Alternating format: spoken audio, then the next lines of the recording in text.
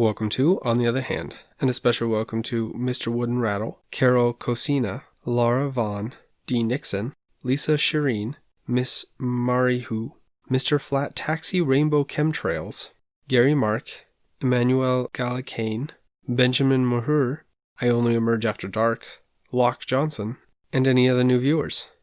Man, if YouTube recommends a video this much again, I might have to discontinue reading every new public subscription. But I'm not complaining.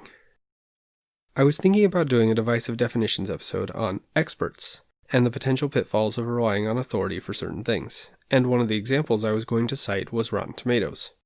There are tons of videos that talk about the gap between the critic score and audience score of Rotten Tomatoes, but I realized that all of these videos just highlight that particular person's thoughts. None of the videos go into a quantitative look at these gaps. And so, I saw an opportunity to do something I love. Make a giant spreadsheet of 11 years of Rotten Tomato data. Link is in the description. To gather the information for this spreadsheet, I noticed that the Rotten Tomatoes homepage has a top movies link, which takes you to this page. From here, I clicked on the View All button and realized that Rotten Tomatoes has graciously provided a top 100 movies list for each year. And by top movies, they vaguely mean the top movies according to critics. I'll get into that later. So I went in and copied out each year from 2009 to 2019 into a spreadsheet. Then, because each movie only displays the critic rating and critic number of reviews on this page, I spent some time clicking into each movie and recording the audience rating and the audience number of reviews. It took a while, but it gave me the raw data to work with. During this process, I also decided to go and add data for the number of Academy Awards for each movie, as awards also reflect a sense of what experts might think. If you're wondering why I didn't include 2020 in this dataset, it was mostly because they haven't had the awards for 2020 yet, and I gathered this info in early December, so some movies like Soul had yet to come out, and I wanted complete datasets for each year to compare against each other. After gathering all this data, I subtracted the critic rating from the audience rating, and then I sorted each year by different metrics and copied the top and bottom 5 of each into their own sections, just so it was easy to see each year's highlights for movies by rank, number of critic reviews, audience rating, number of audience reviews, and for the category I wanted to focus on most, I included the top 15 and bottom 5 movies for each year where the critics' ratings differed the most from the audience ratings. Then, for the final entry for each year, I repeated the previous category, but eliminated any movie with less than 1,000 audience reviews, because it sounded interesting. And before I present the results of this beautiful spreadsheet, keep in mind that these top 100 lists are put together by Rotten Tomatoes. They seem to be based on critics' opinions, but it's not a simple measure of critic rating or number of critic reviews.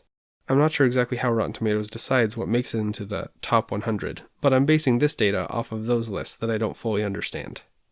Onto the data. Here's the first graph, and it shows the average critic rating in the top 100 lists over the course of these 11 years. Note the positive correlation, but without knowing the process of selection for these top 100 lists, who knows how meaningful this is. For the total number of critic reviews by year, there is also a positive correlation, but it's not as distinct as the previous graph. Now we have the average audience rating, and it looks pretty constant.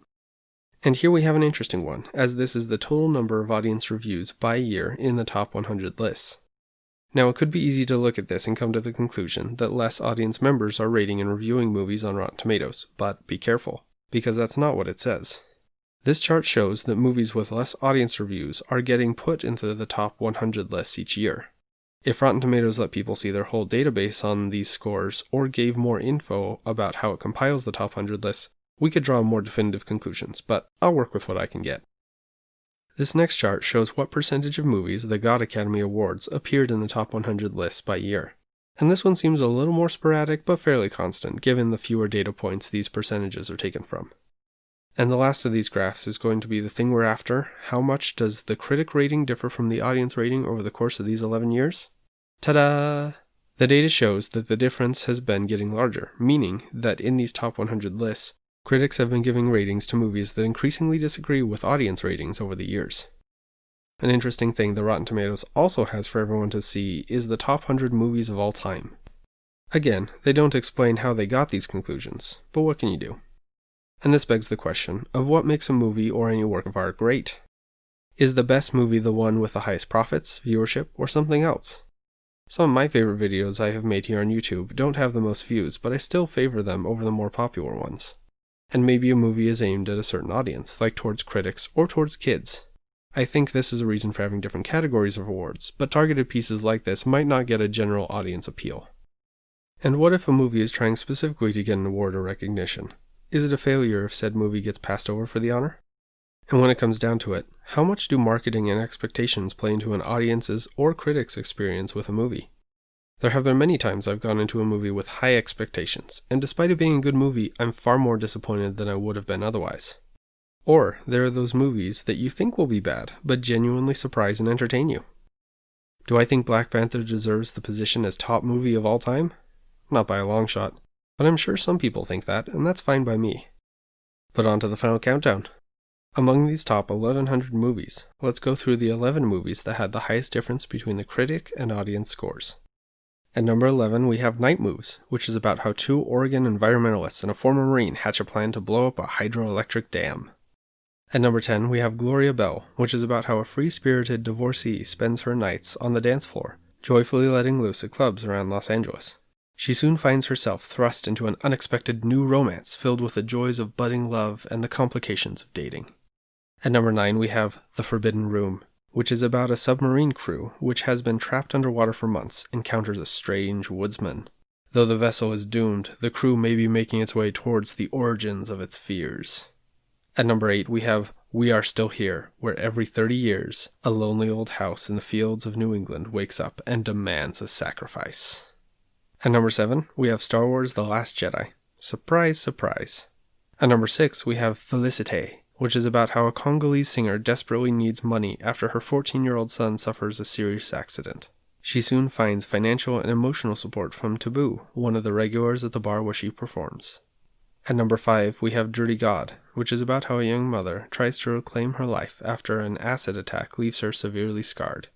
At number 4, we have Rojo, which is about how a successful lawyer in Argentina has his life unravel when a private detective arrives in town and starts asking tough questions.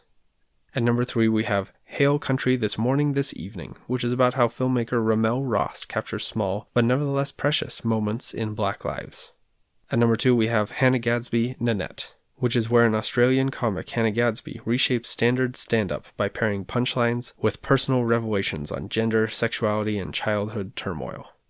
And finally, at number 1, we have Knock Down the House, which is about how a young bartender in the Bronx, a coal miner's daughter in West Virginia, a grieving mother in Nevada, and a registered nurse in Missouri build a movement of insurgent candidates to challenge powerful incumbents in Congress.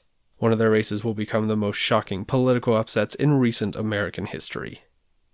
I debated about giving my thoughts on what all this data says here in the conclusion, but instead, I want to hear what you think this data means. Does this data-driven breakdown reveal anything to you about the top 100 lists and critic ratings of Rotten Tomatoes? And what thoughts do you have on the nature of expert opinions? Feel free to dive into the specifics of the data yourself, and let me know what you think in the comment section below. As always, thanks, hope you enjoyed. And if you did, consider subscribing and hitting the bell so you'll get notified for new uploads.